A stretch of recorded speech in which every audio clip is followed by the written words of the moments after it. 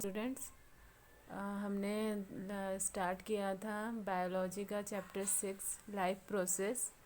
और life process में हमने बहुत सारी चीज़ें कि लाइफ प्रोसेस क्या होता है और कौन कौन से लाइफ प्रोसेसेस होते हैं।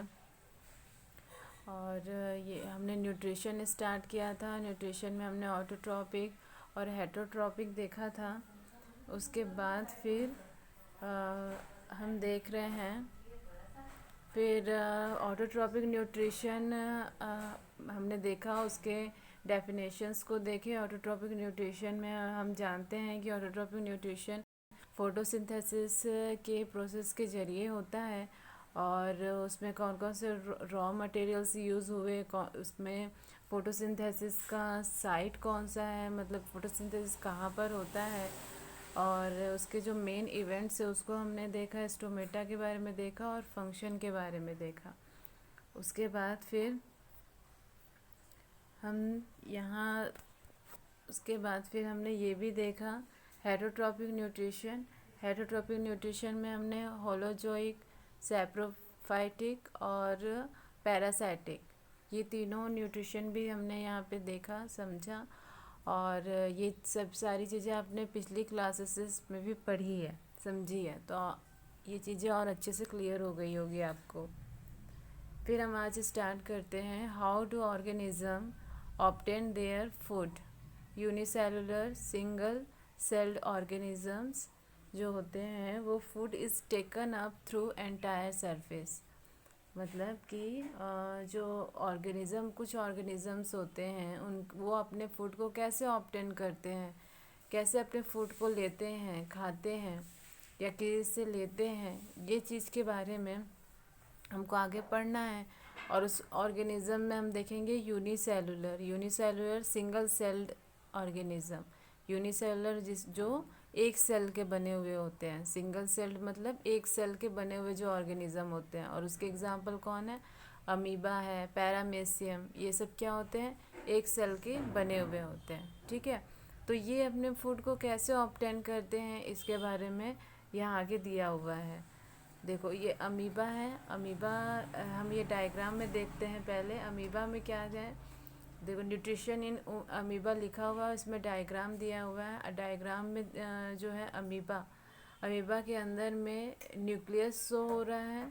ठीक है, और न्यूक्लियस के अंदर में फिर क्या हो रहा है, रुको एक मिनट, ये देखो यहाँ पे ये न्यूक्लियस है और न्यूक्लियस के बाहर, चलो इसको डायग्राम को समझने से पहले ये जो लिखा है रे डायग्राम में जो बताया गया इसको देखते हैं। जो अमीबा होता है, ये अमीबा, ठीक है, ये अमीबा, इस अमीबा में क्या होता है, स्यूडोपोडिया पाया जाता है। स्यूडोपोडिया क्या होता है, extension of cell membrane. Pseudopodia ये देखो ये है, ये जो छोटा सा भाग है ये क्या है, ये सेल है। ठीक है, सेल मेम्ब्रेन है।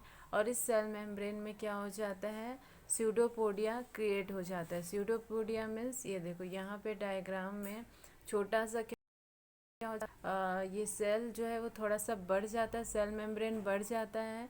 और उसके बाद इसे ही क्या बोला जाता है, जब ये इस तरीके से होल हो जाता है तो इसे हम क्या बोलते हैं, स्यूडोपोडिया। ठीक है, ये स्यूडो जब जो अमीबा होता है, अमीबा का एक पार्ट क्या होता है, देखो ओवरऑल ये इस तरीके का अमीबा होता है। ठीक, अमीबा में देखो ये जो है अमीबा इस तरीके का एक बना हुआ है, एक उसका स्ट्रक्चर है।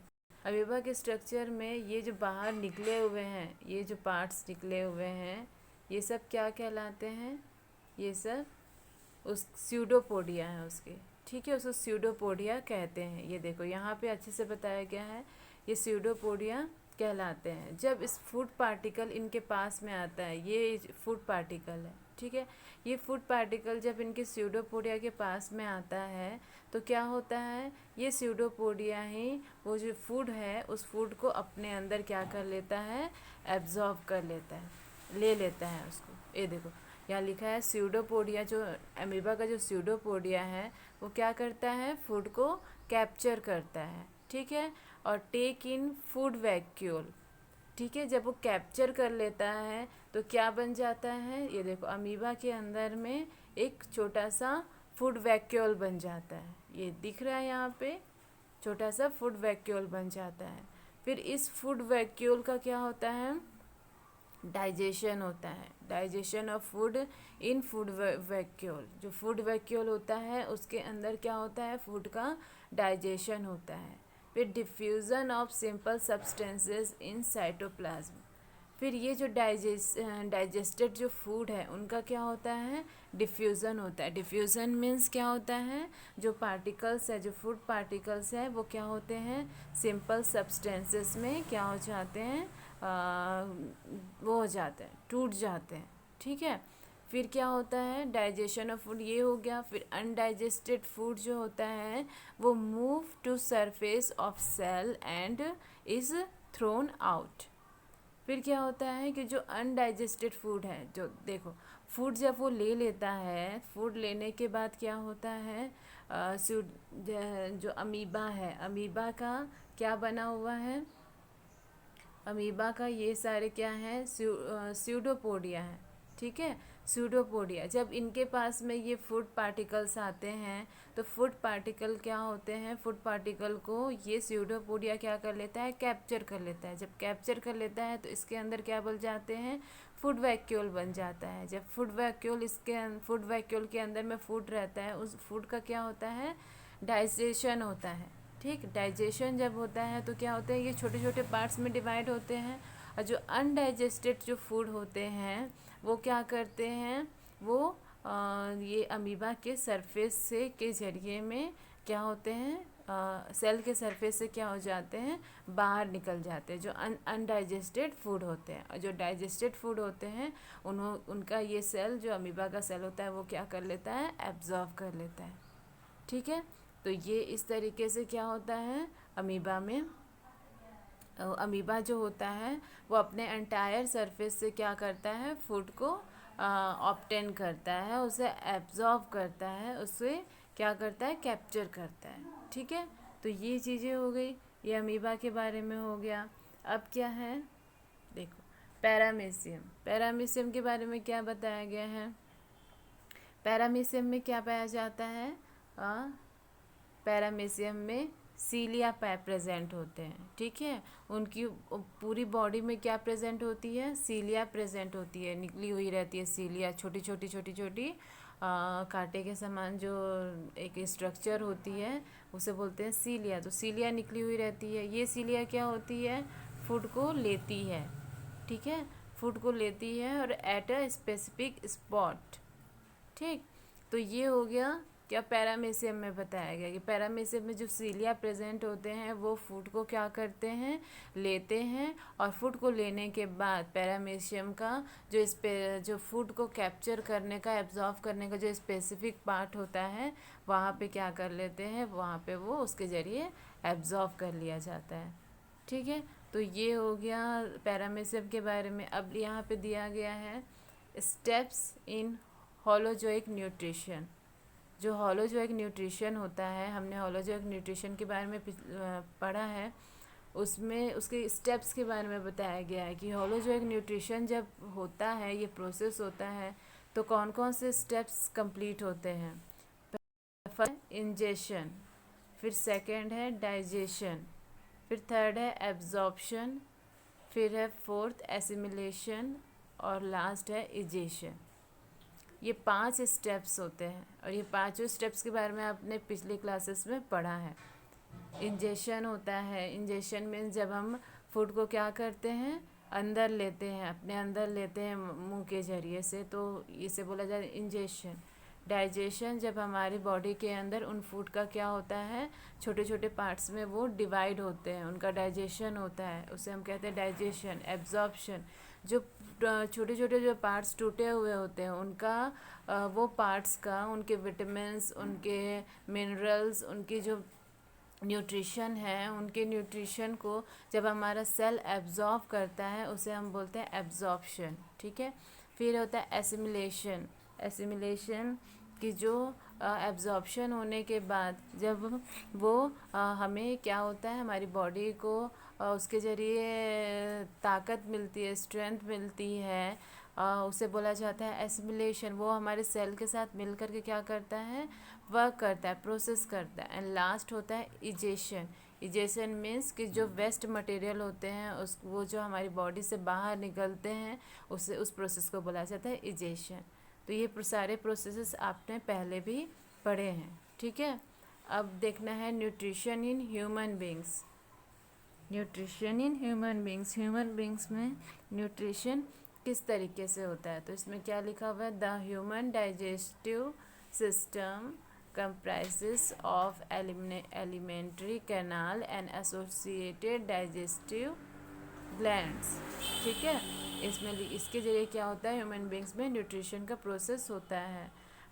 ये दिया हुआ है, इसमें क्या बताया है, माउथ, टीथ, टंग, फिर क्या है सलाइवरी ग्लैंड, ठीक है।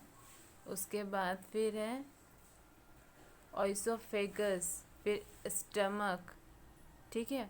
तो इन सब प्रोसेस के जरिए क्या होता है, ह्यूमन बींग्स में न्यूट्रिशन की प्रोसेस होती है। माउथ के जरिए क्या होता है, माउथ के जरिए इनटेक ऑफ होल फूड, हम होल फूड को क्या करते हैं, माउथ के जरिए अपने अंदर लाते हैं, मुंह के अंदर लाते हैं। टीथ के जरिए हम क्या करते हैं, हम अपने फूड को चीविंग या ग्राइंडिंग करते हैं, मतलब उसको जो फूड होते हैं उसको या तो हम चूसते हैं या फिर उसको दांत के जरिए छोटे छोटे पार्ट में क्या करते हैं, तोड़ते हैं, डिवाइड करते हैं। Tongue, rolling of food plus tasting of food plus swallowing and pushing down of the food. Tongue के जरिए हम क्या करते हैं, हम फूड को रोल करते हैं, फूड को टेस्ट करते हैं, उसे इधर उधर पुश करते हैं, जिसके पुश करने के बाद ही क्या करते हैं। और टीथ क्या होते हैं, टीथ जो है उसको ग्राइंडिंग करने का काम करता है। तो ये 3 काम हो गए। फिर सलाइवरी ग्लैंड, जो हमारे गले में जो सलाइवरी ग्लैंड है वो सिक्रीट सलाइवा प्लस म्यूकस। तो जो होता है, जो सलाइवरी ग्लैंड होते हैं वो क्या करते हैं, वो सलाइवा को सिक्रीट करते, जो हमारा लार होता है, ठीक है, हमारे मुंह के अंदर में जो लार होता है वो सलाइवरी ग्लैंड्स के ज़रिए ही आता है, ठीक है। और उसमें म्यूकस होता है। तो ये जो होता है इसके ज़रिए क्या होता है, स्टार्च जो होता है वो शुगर में कन्वर्ट हो जाता है। हमारे फूड में जो स्टार्च होता है वो शुगर में कन्वर्ट हो जाता है हमारे सलाइवा से। फिर सलाइवरी ग्लैंड, तो हमारा जो फूड है वो कहाँ जाता है, ऑइसोफेगस, ठीक है, ऑइसोफेगस में जाता है। Taking food from mouth to stomach by peristaltic movements, ठीक है।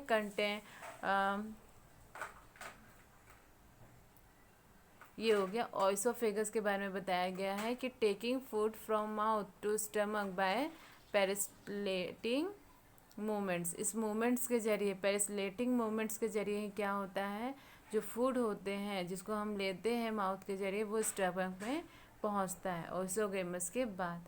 तो अब स्टमक के बारे में बताया गया है। स्टमक के बारे में क्या बताया है, gastric gland secrete gastric juice. जो स्टमक होता है उसमें गैस्ट्रिक ग्लैंड्स पाए जाते हैं और ये ग्लैंड्स क्या करते हैं, गैस्ट्रिक जूस को सिक्रीट करते हैं, ठीक है। यहाँ जब स्टमक में हमारा फूड पहुँचता है तो वहाँ पे क्या होता है, एक गैस्ट्रिक ग्लैंड जो होते हैं वहाँ प्रेजेंट होते हैं, ये ग्लैंड वहाँ प्रेजेंट होता है और ये क्या करता है, ये जूस को, गैस्ट्रिक जूस को सिक्रीट करता है, ठीक है।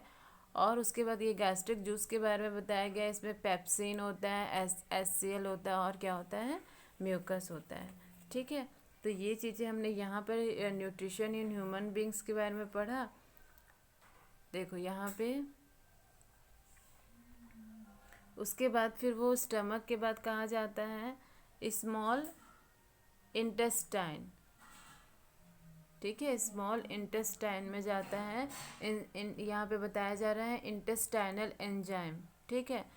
जो इंटेस्टाइनल एंजाइम होता है उसके ज़रिए कार्बोहाइड्रेट, फैट्स और प्रोटीन्स क्या होते हैं, बनते हैं, सिक्रीट होते हैं। कार्बोहाइड्रेट से ग्लूकोज मिलता है, फैट्स से फैटी एसिड बनता है, फैटी एसिड और ग्लिसरॉल बनता है और प्रोटीन से हमें क्या मिलता है, एमिनो एसिड मिलता है, ठीक है।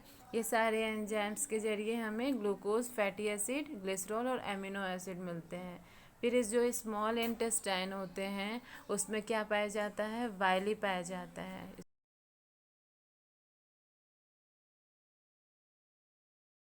जो स्मॉल इंटेस्टाइन में जो वायली पाए जाते हैं वो क्या होते हैं, हमारे फूड को एब्जॉर्व करने में क्या करते हैं, हेल्प करते हैं और उन्हें ब्लड तक ले जाने में काम करते हैं। ये जो वैली होते हैं वो क्या होते हैं, फिंगर लाइक प्रोजेक्शन होते हैं, मतलब फिंगर के समान हमारे स्मॉल इंटेस्टाइन में प्रेजेंट होते हैं। ठीक, फिर स्मॉल इंटेस्टाइन से ये क्या होता है, receives secretion from liver and pancreas. Small intestine से क्या होता है, ये लीवर में जाता है और पैंक्रियास में जाता है। ठीक है, लीवर में बाइल जूस के ज़रिए ये क्या होता है, एब्जॉर्व होता है, और पैंक्रियास में पैंक्रियाटिक जूस के ज़रिए क्या होता है, ये एब्जॉर्व होता है। ठीक है, उसके बाद फिर क्या होता है, उसके बाद फिर क्या होता है, लीवर के बारे में बताया गया है कि लीवर और पैंक्रियास जूस के ज़रिए क्या होता है, स्मॉल इंटेस्टाइन में इसका स्मॉल इंटेस्टाइन से ये लीवर और पैंक्रियाज में जाता है और लीवर के बाइल जूस के ज़रिए ये एब्जॉर्ब होता है और पैंक्रियाज में पैंक्रियाटिक जूस के ज़रिए क्या होता है, ये एब्जॉर्ब होता है। ठीक है, उसके बाद फिर स्मॉल इंटेस्टाइन से ये कहाँ जाता है, लार्ज इंटेस्टाइन में। लार्ज इंटेस्टाइन में जब जाता है तो क्या करता है, ये एक्सेस जो वाटर होते हैं उसको एब्जॉर्ब करता है and the rust of the material is removed from the body via the anus. फिर क्या होता है, जिसे बोलते हैं इजेशन। जब लार्ज इंटेस्टाइन में होता है तो जो इसे क्या, ये सारे फूड क्या हो जाते हैं, एब्जॉर्ब, तब तक एब्जॉर्ब हो गए रहते हैं, जो एक्सेस जो वाटर होते हैं वो भी एब्जॉर्ब हो